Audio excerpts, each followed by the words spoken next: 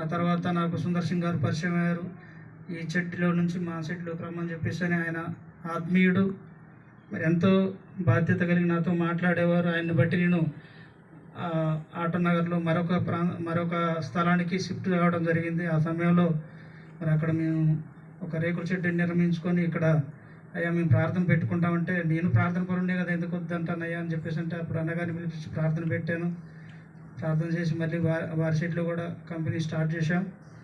Season 4ని దాని నుండి మనం ముందుకెళ్ళట్లేదని చెప్పి ఒక ఆలోచనతో కంపెనీని ఆపేసి ఈ మధ్యకాలంలో మరి క్రీమ్ హిల్స్ అనే కంపెనీ తీసుకొని నడిపిస్తున్నాం. ప్రస్తుతానికి జీవనం అయితే నడుస్తుంది. అప్పుల్లో నుంచి కొంతవరకు మేరకు బయటకు వచ్చాను. మరి మా కుటుంబ సమస్యల్లో ఉన్నటువంటి మేము మరి ఇన్ని సంవత్సరాల తర్వాత పాప అక్కడ 10వ తరగతి వరకు చదివింది. ఆ నుంచి ఇక్కడ రావడం జరిగింది. పాపని ఇక్కడ ఏర్పాటు చేసి స్టెల్లా కాలేజీలో పెట్టాము. 2 సంవత్సరాలు చదివింది. 2 సబ్జెక్టులు పోయింది. ఆమె 2 సార్లు ప్రార్థన పెట్టుకుందామంటే మేము అందరం కుటుంబంగా ఒక దగ్గర లేవని చెప్పి ఒక ఆలోచన. మా భార్య బాబేమో ఇంటి దగ్గర ఉన్నారు. అక్కడ వారి పరిస్థితులు వాళ్ళలో ఉన్నారు. కుటుంబం అయితే కలిసి ఉన్నాం, కానీ ఇంకా అందరం కలిసి ఉన్నప్పుడే ఇక్కడ ప్రార్థన పెట్టాలని ఒక సేవకులు కూడా నిర్ణయించారు. ఈ దినాన్ని అందరం మాట్లాడుకొని ఇక్కడ పెట్టుకుందామని ఒక ఆలోచన చేశాం. దేవుడు మొదటి కూటం, నేను విజయవాడలో పెట్టడం మొదటి కూటం. ఈ కూటానికి మరి సేవకులకు చెప్పాను, ఈ ప్రాంతంలో మరి ముఖ్యంగా మమ్మల్ని మా కుటుంబానికి కావాల్సిన మరి మా అన్నగారిని పిలిపిస్తానయ్యా అంటే పిలిపించండి, వద్దని ఎలా అంటానండి అని చెప్పి అయ్యగారు అవకాశం ఇచ్చారు. మరి తర్వాత నాకు పరిచయమైనటువంటి బ్రదరు మహిమరాజు గారు ఈ ఎన్కేపాడు ప్రాంతంలో సేవ చేస్తున్నారు. ఎంతో ప్రేమగా చూసుకుంటారు నన్ను.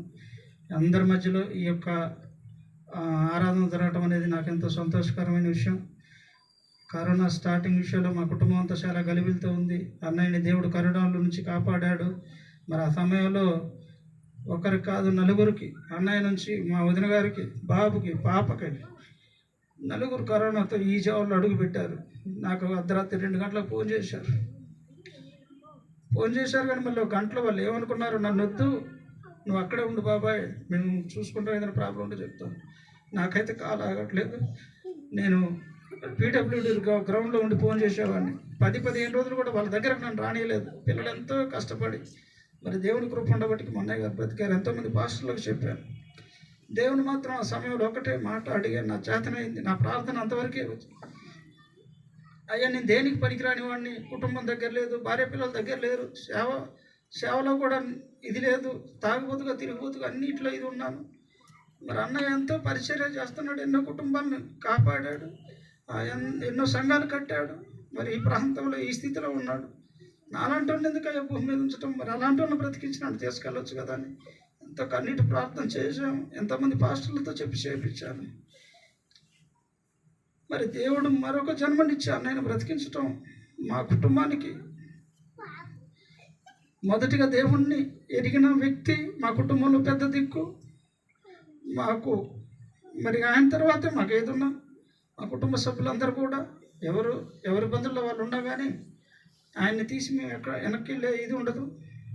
మరి దినాన అక్కలతో అన్నయ్యతో కలిసి నా భార్య పిల్లలతో కలిసి ఆరాధన పెట్టుకోవడానికి నాకు ఎంతో సంతోషంగా ఉన్నది. ఇంకా మా కుటుంబంలో గలిబిలి ఉన్నది. భర్త భార్య పిల్లలు అందరూ ఒక దగ్గర ఉండాలి, ఐక్యతతో ఉండాలని ఒక ఆశ ఉన్నది. దేవుడి చిత్రం ఎలా ఉందో మీరందరూ ప్రార్థన చేయండి. మీ అందరి కొరకు నేను ప్రార్థన చేస్తున్నాను. మరి ఈ యొక్క సాక్ష్యాన్ని దేవుడు దీవించండి.